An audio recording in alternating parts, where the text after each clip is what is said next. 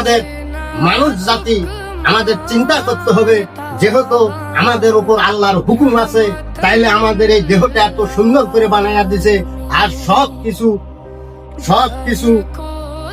খাওয়া দাওয়া, উঠা বসা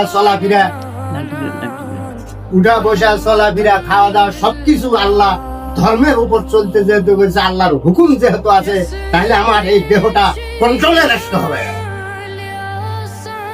তাহলে কিভাবে কন্ট্রোলে রাখতে হবে? আমার বিয়ের বয়স হয়ে গেছে, আমি বিয়ের আগে কোনো খারাপ কাজে, কোনো জেনার কাজে, কোনো টাকার লোভে, কোনো অর্থর লোভে আমার এই দেহটা অবৈধ কাজে ব্যবহার করব না। তাহলে আমার এই দেহটা আল্লাহর হুকুম মানল। কিন্তু আমার এই দেহটা যদি কন্ট্রোল করতে না পারি, অবৈধ করি, নির্যাতন করি, জেনা করি, তাহলে জেনা যদি করি, তাহলে আল্লাহর হুকুম যদি আমি না মানি আর যদি জেনা করি, তাহলে কি ক্ষতি হতে পারে?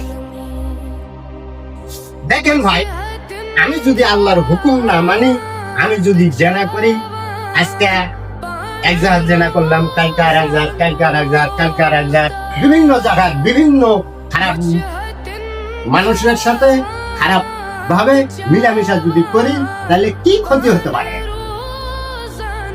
তাহলে যেমন ক্ষতি হবে, দেখেন মানুষের নিঃশ্বাসের কিছু মানুষের নিঃশ্বাস কড়া থাকে, কারো হালকা থাকে, কারো বেশি থাকে, কারো কম থাকে।